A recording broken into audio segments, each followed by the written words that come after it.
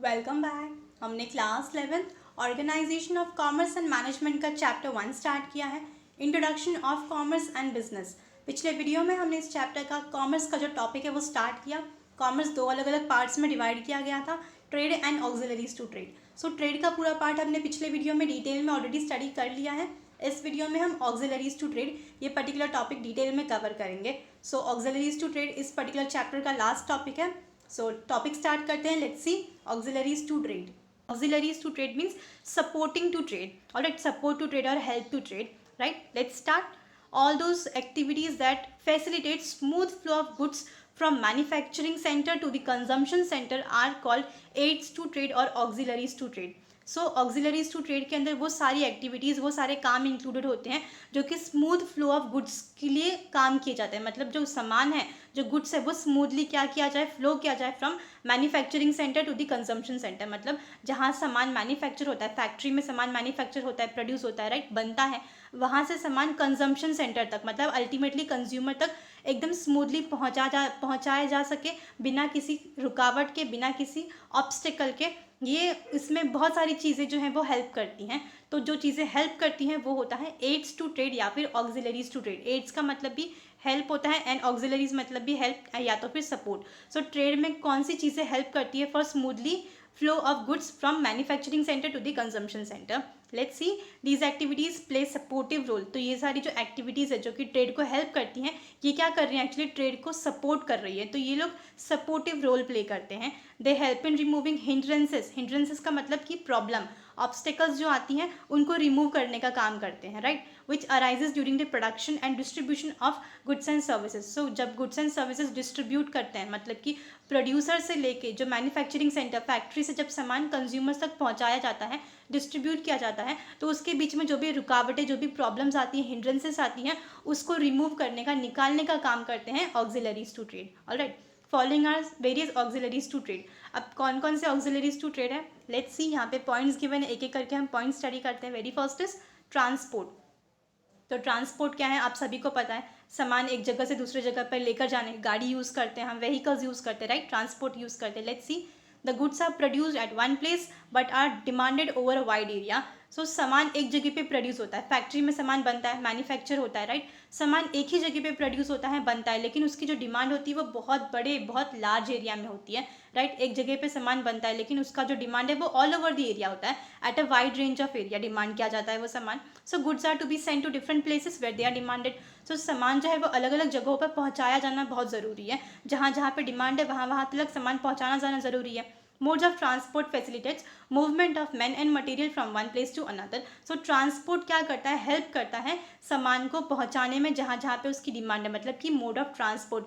Transport help करता है movement of man and material, मतलब कि लेबर्स को भी हेल्प करता है एक जगह से दूसरी जगह पे मूव करने के लिए, और मटेरियल को, रॉ मटेरियल हो गया, जो गुड्स हो गया, जो फैक्ट्री में चीज़ें बनती हैं, वो भी क्या होता है, एक जगह से दूसरे जगह तक पहुँचाया जाता है with the help of transport. Alright, so transport क्या है, फर्स्ट ऑक्सिलरीज टू ट्रेड, मतलब ये हेल्प करता है ट्रेड को करने के लिए, बाइंग एंड सेलिंग के लिए काफ़ी ज़्यादा हेल्प करता है ट्रांसपोर्ट, बिकॉज ट्रांसपोर्ट नहीं होगा तो सामान प्रोडक्शन सेंटर से लेके कंज्यूमर्स तक पहुंच ही नहीं पाएगा।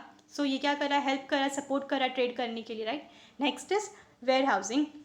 वेयर हाउसिंग क्या है, let's see, there is a gap between production and consumption. So जब सामान बनता है, प्रोड्यूस होता है, और जब सामान कंज्यूम किया जाता है, हम तक पहुंच के हम उसको यूज़ करें, कंज्यूम करें, उसके बीच में गैप होता है, राइट। तुरंत सामान बना और तुरंत हम तक पहुंच तो नहीं जाता, टाइम लगता है, राइट। तो एक गैप होता है, एक टाइम होता है। Certain goods are produce throughout the year but consume only in a particular part of a year and vice वर्सा।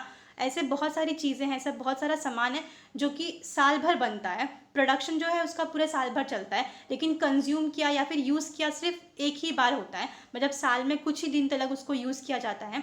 या तो फिर बहुत सारी चीज़ें तो ऐसी होती है जो साल भर बनती है और उसको साल भर यूज़ की जाती है, राइट। जैसे कि अम्ब्रेलाज, रेनकोट्स, उसका प्रोडक्शन तो पूरे साल भर होता है, मतलब काम फैक्ट्री में पूरे साल भर चलता है, लेकिन अम्ब्रेला का यूज़ तो सिर्फ रेनी सीजन में ही होता है, राइट। सो ये क्या है, गैप होता है प्रोडक्शन के एंड कंजम्पशन के बीच में, एक गैप होता है, मतलब टाइम होता है, सामान बनने और सामान को यूज़ करने के बीच में जो टाइम होता है उसको गैप करने के लिए, उसको फिलअप करने के लिए वेयर हाउस का यूज़ किया जाता है, right. In the era of mass production storage is indispensable. So आज का जो एरा है, एरा का मतलब टाइम, आज का जो टाइम है ये क्या है, मास प्रोडक्शन का टाइम, मतलब यहाँ पर सामान जो है वो बहुत ज़्यादा क्वांटिटी में हम प्रोड्यूस करते हैं। जो प्रोड्यूसर्स होते हैं वो एक दो चीज़ें प्रोड्यूस नहीं करते, 100-200 यूनिट्स प्रोड्यूस नहीं करते, वो बहुत हज़ारों लाखों की क्वांटिटी में सामान प्रोड्यूस करते हैं, राइट, मास प्रोडक्शन करते हैं। सो स्टोरेज, सामान को कहीं पे स्टोर करके रखना काफ़ी ज़्यादा इंपॉर्टेंट है। इंडिस्पेंसिबल मतलब स्टोरेज जो है वो बहुत ज़रूरी है, इंपॉर्टेंट है, नेसेसरी है, right.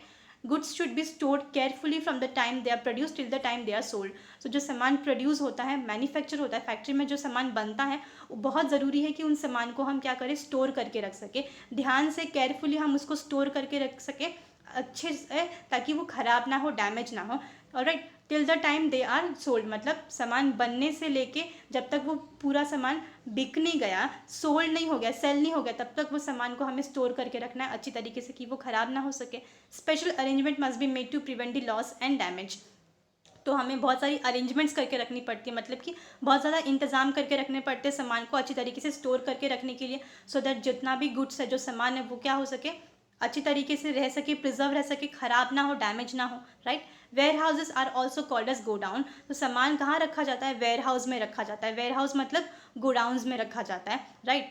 Price is maintain at a reasonable level and there is a continuous supply of goods and services. So ये जो गोडाउन्स का प्राइस होता है वो भी रिजनेबल लेवल का होता है, मतलब वहाँ पे जो सामान रखते हैं वो लोग रीजनेबल रेट्स चार्ज करते हैं, और जो सामान है वो कंटिन्यूअसली फ्लो होता है, सप्लाई होता है, राइट। दैट इज़ सामान मैन्युफैक्चर किया गया फैक्ट्री में, उसके बाद बहुत ज़्यादा क्वांटिटी में सामान बनता है, तो वो सारा सामान जो है वो गोडाउन में रखा जाता है, और जैसे जैसे डिमांड होती है गोडाउन से सामान निकाल कर छोटे छोटे शॉप्स में क्या किया जाता है, सप्लाई किया जाता है, एंड अल्टीमेटली कंज्यूमर्स तक पहुंचाया जाता है, ऑलराइट। ये होता है warehousing. Next is insurance. अब इंश्योरेंस क्या है, there are various risk involve in business. अब बिजनेस में बहुत ज़्यादा रिस्क इन्वॉल्व होता है, ऑब्वियसली बिजनेस का दूसरा नाम ही रिस्क है। The goods may be destroyed while in production process और in transit due to accident और in storage due to fire और थेफ्ट। अब गुड्स जो है, जो सामान है, वो कभी कभी ख़राब भी हो जाता है, राइट। जब हम सामान प्रोड्यूस करते हैं, फैक्ट्री में भी सामान बनता है, उस समय भी कुछ प्रॉब्लम हो गई तो सामान ख़राब हो जाएगा, या फिर जब ट्रांसपोर्ट करते हैं एक जगह से दूसरी जगह तक सामान लेकर जाते हैं, तो हो सकता है कि कुछ ट्रांसपोर्ट के टाइम पे प्रॉब्लम हो जाए, कोई एक्सीडेंट हो जाए, सामान स्टोर करके रखा है वेयर हाउस में, गोडाउन में, हो सकता है आग लग जाए, कोई चोरी कर ले, तो सारी चीज़ें क्या है, रिस्क फैक्टर है, right. The businessman would like to cover this risk, insurance company comes to their rescue.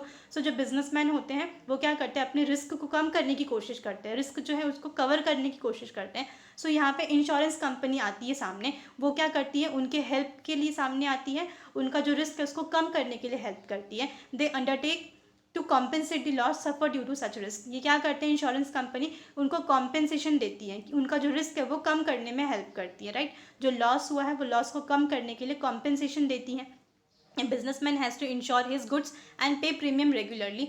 So businessman जो है उनको क्या करना होता है, सबसे पहले जो सामान है उसका इंश्योरेंस लेना पड़ता है कंपनी के पास से, एंड टाइम टू टाइम उनको प्रीमियम भी पे करना पड़ता है, right. Risk can not be avoided completely but they can be minimise by taking insurance policy.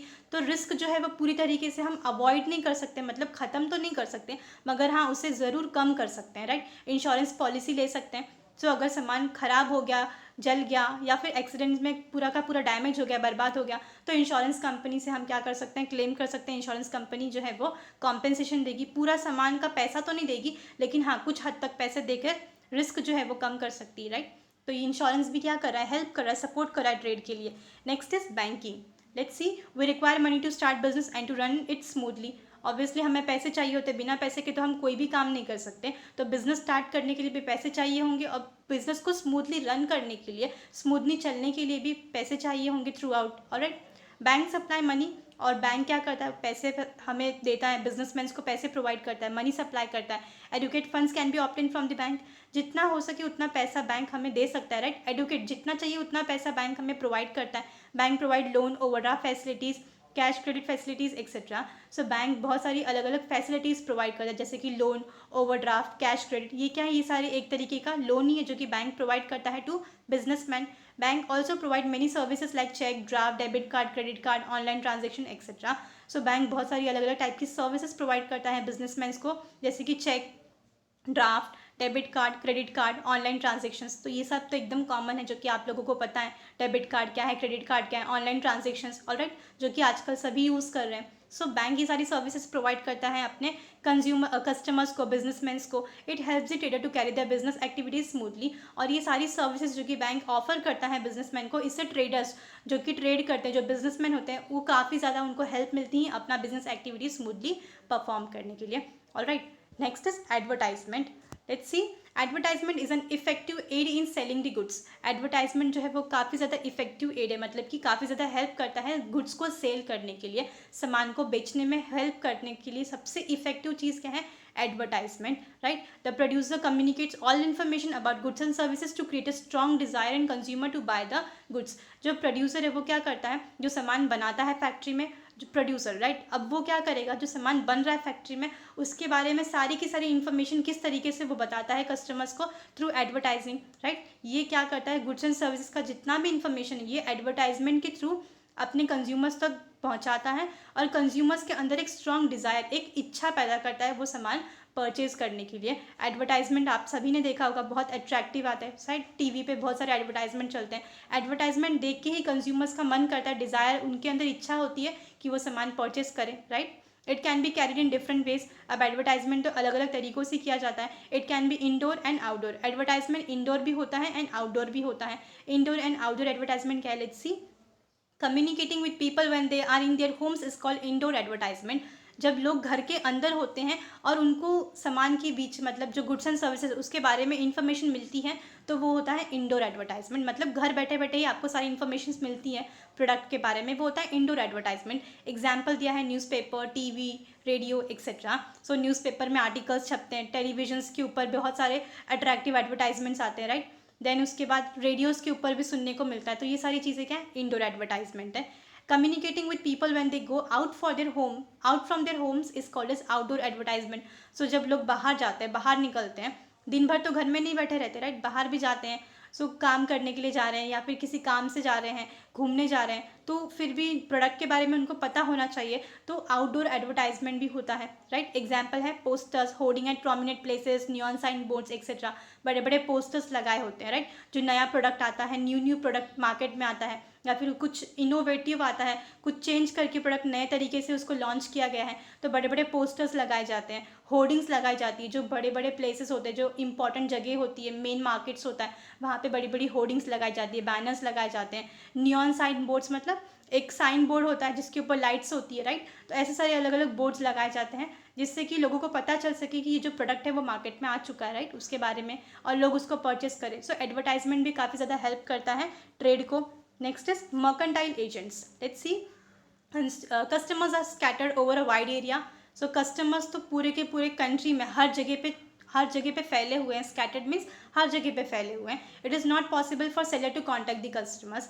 और सेलर जो सामान सेल करता है, बेचता है, प्रोड्यूस करता है, उनके लिए ये पॉसिबल नहीं है कि वो हर एक कस्टमर्स के साथ में कांटेक्ट कर सके, उनसे बात कर सके, right. This difficulty solve by mercantile agent. तो ये जो डिफिकल्टी, जो प्रॉब्लम आती है कांटेक्ट की, किस तरीके से कस्टमर्स तक कांटेक्ट कर सके, उनसे बात कर सके, अपना सामान उन तक पहुंचा सके, तो ये डिफिकल्टी जो होती है वो सॉल्व किससे होती है, by mercantile agent. Mercantile agent जो है एक तरीके से ये मिडिलमैन का काम करते हैं, राइट, एजेंट का काम करते हैं। They bridge the gap between the buyer and the seller. तो मर्केंटाइल एजेंट जो है ये बायर एंड सेलर के बीच में जो गैप होता है उसको ब्रिज अप करते हैं, उसको फिलअप करते हैं। जैसे कि ब्रोकर हो गए, स्टेट एजेंट्स हो गए, etcetera are some examples of mercantile agents. तो ब्रोकर्स जो होते हैं, स्टेट एजेंट्स जो प्रॉपर्टीज़ जो दिखाते हैं, राइट, तो ये सब क्या है, ये सब एग्जाम्पल्स हैं of mercantile agents, right. Next is communication. Communication का मतलब क्या है, बातचीत। और आज के ज़माने में इंफॉर्मेशन जो है वो एक पर्सन से लेकर दूसरे पर्सन तक पहुंचनी बहुत इंपॉर्टेंट है, बातचीत होने बहुत ज़रूरी है। So let's see, in today's world there is an information explosion. और आज का जो वर्ल्ड है यहाँ तो इन्फॉर्मेशन का एक्सप्लोजन है, राइट। मतलब इन्फॉर्मेशन जो है वो, जो भी इन्फॉर्मेशन, जो भी डेटा, बातचीत जो है उसका पूरा का पूरा एक्सप्लोजन है, राइट। मतलब जैसे बॉम्ब एक्सप्लोड करता है वैसे इन्फॉर्मेशन आज एक्सप्लोड कर रही है। The information has to be communicated.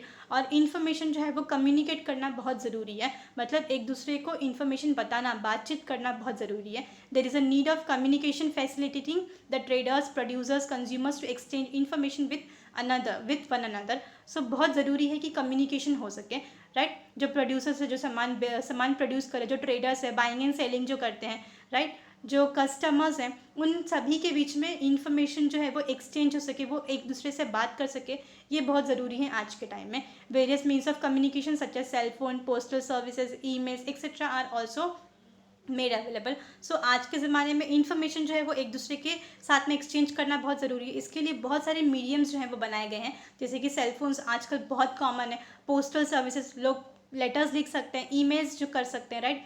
आपने देखा होगा, आप आज कोई भी प्रोडक्ट परचेस कर लो, उसके ऊपर ईमेल आईडी जो है वो लिखी होती है, राइट, या तो फिर आप वेबसाइट्स के ऊपर डाल दो। मतलब क्या है, आज कम्युनिकेशन करना बहुत सिंपल हो गया है, और कम्युनिकेशन जो है वो बहुत ज़्यादा इंपॉर्टेंट है।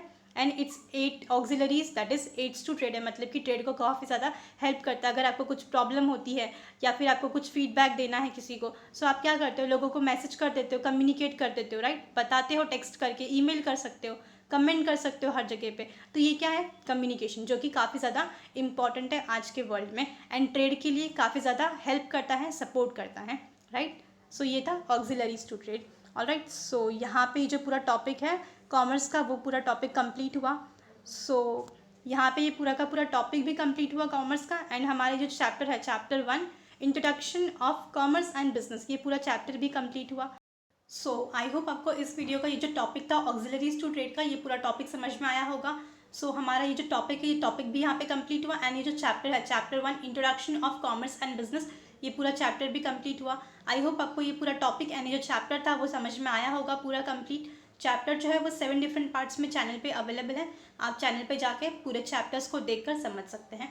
Alright, so thank you for your time.